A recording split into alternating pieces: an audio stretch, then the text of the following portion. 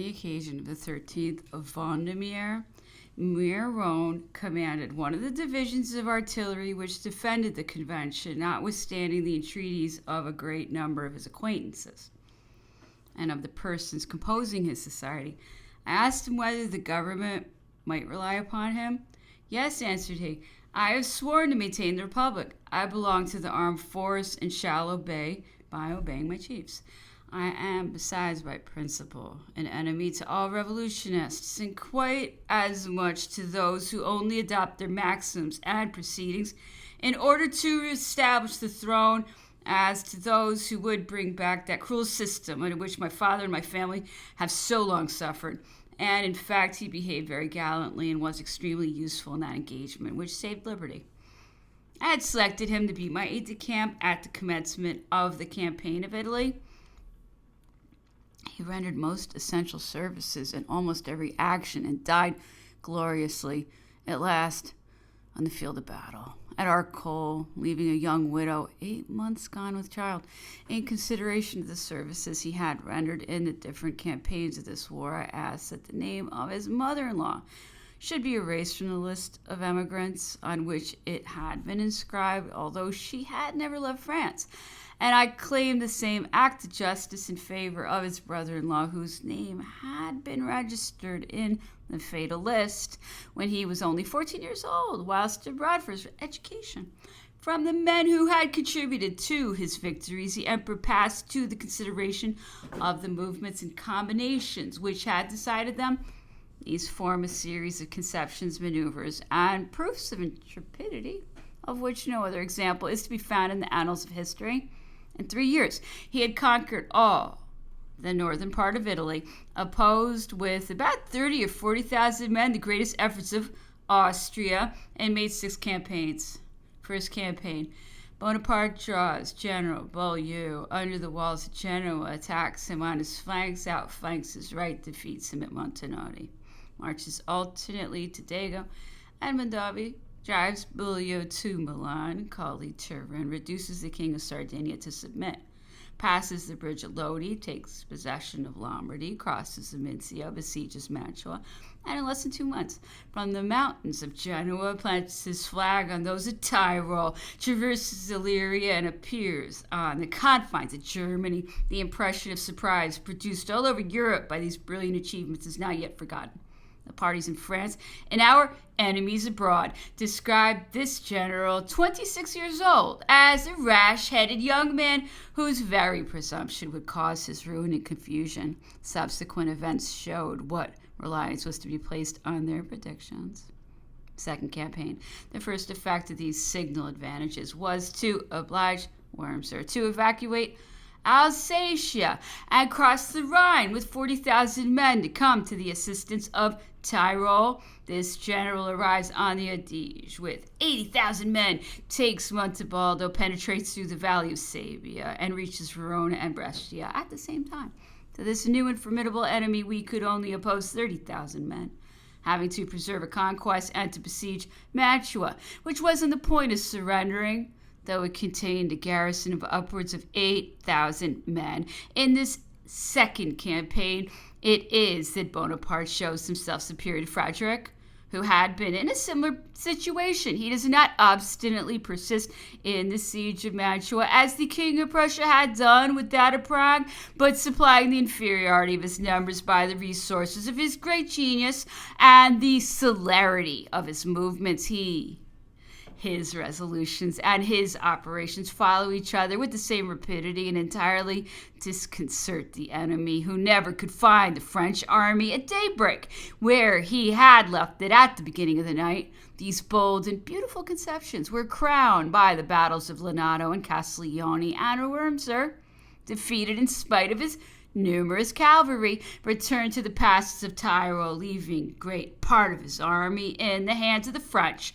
In all these movements, which will present matter for useful meditation to those who follow the career of arms, Bonaparte showed that very often the best means of defense consists in attacking, and that the art of conducting a war on a large scale lies chiefly in being able to regain the liberty of option when it has been lost by the first success of the enemy. His reputation was now established all over Europe.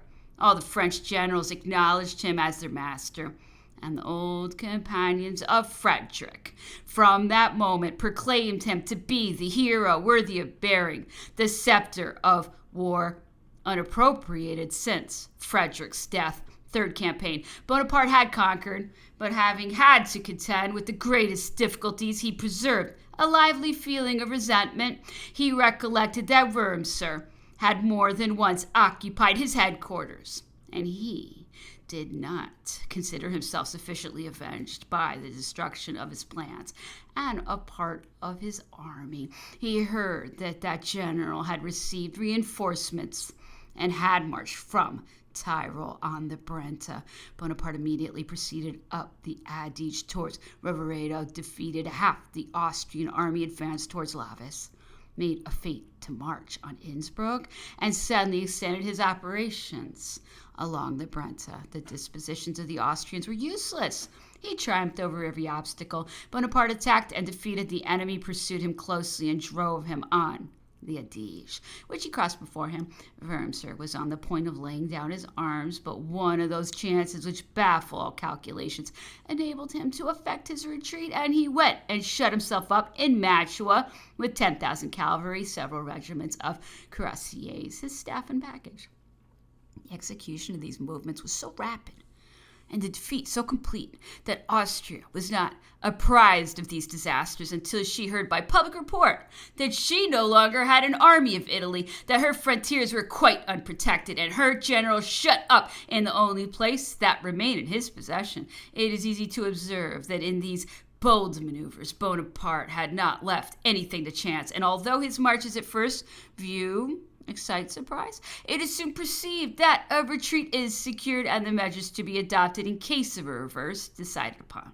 Military men will notice with a deep interest the numerous and frequent points of resemblance between this campaign and that of the army of reserve. In both they will find Bonaparte maneuvering upon the enemy's line of operations, placing himself between the enemy's troops and his magazines, intercepting his retreat and deciding at one blow the fate of the whole army. Fourth campaign. It will be easily conceived how much the court of Vienna must have felt irritated by these repeated reverses. Austria was aware that Bonaparte had only a handful of men, and she resolved to try her utmost to liberate her blockaded field marshal and save Mantua. Alvizi was sent for that purpose at the head of a formidable army. 50,000 men marched through Friuli and 20,000 through Tyrol. We could not oppose so great a force, and finding it impossible to resist or to preserve a range of country so extensive, the French general only endeavored at first to check the movements of the enemy by various corps of observation,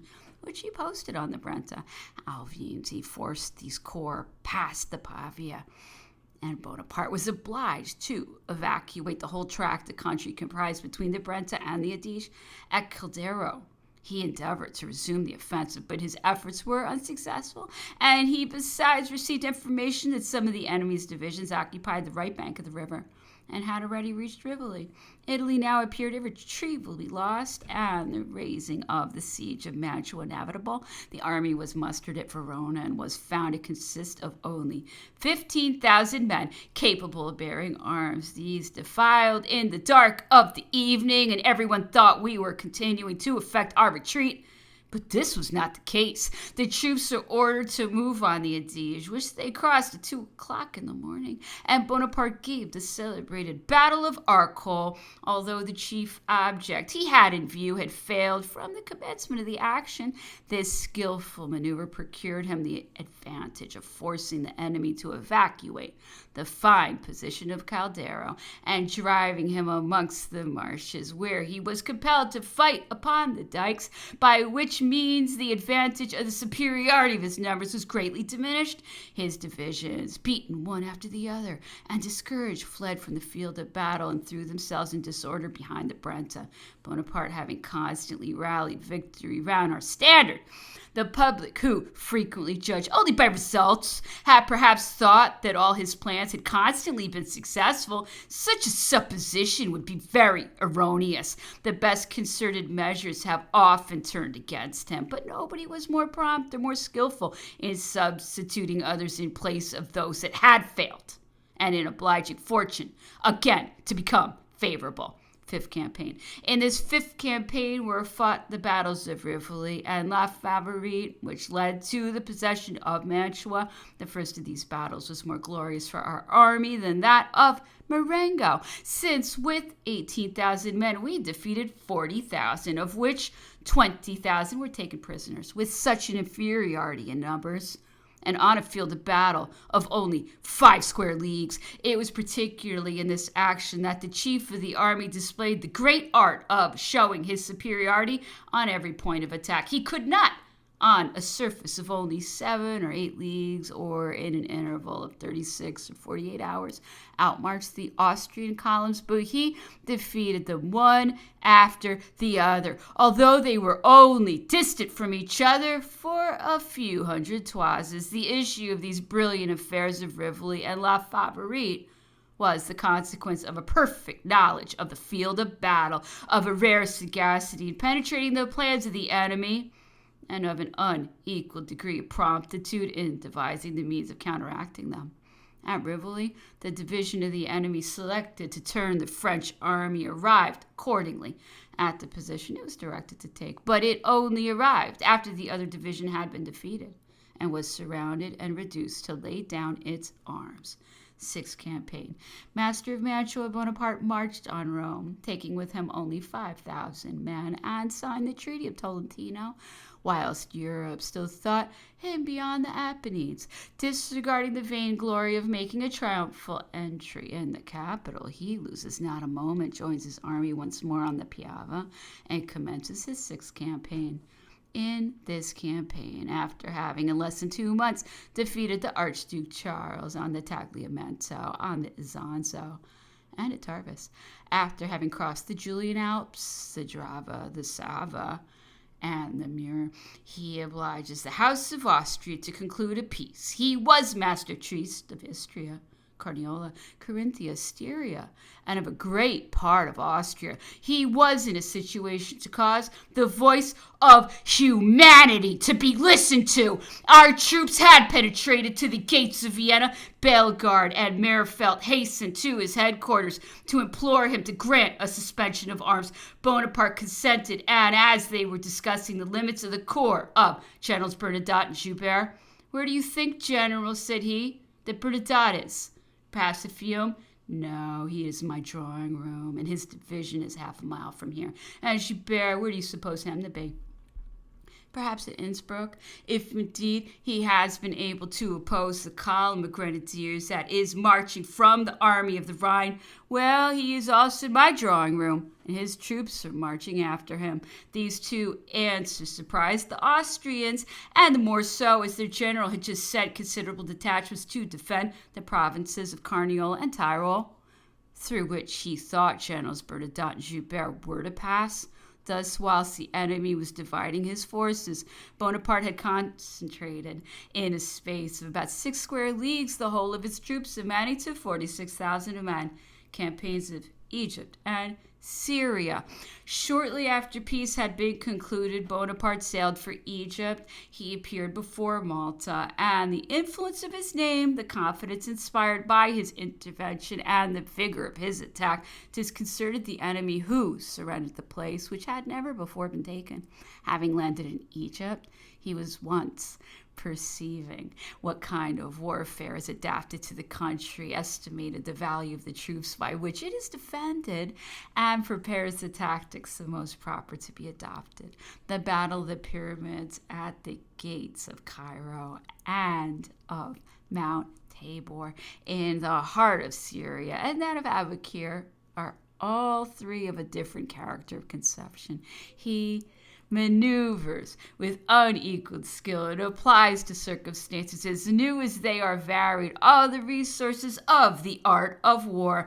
Whilst these events are passing in Egypt, our armies were beaten at Stokak and on the Adige. We had conquered Zurich, but Italy was lost to us, and our armies, discouraged and without combination, either in their plans or in their movements, had ceased to be the terror of the enemies of France. Civil war raged in our western and southern departments. Factions were tearing each other to pieces, and an imbecile government vainly sought to ensure its safety by fomenting divisions. Campaign of the Army of Reserve. Bonaparte arrives from Egypt. Hope returns. Expectations are revived. The events of the 18th Brumaire justify those expectations, and everything rallies round or yields to the genius that conceives, the power that directs, and the moderation that restores confidence. But it is not enough to bring back order by the power of loss. Peace must be conquered by victory.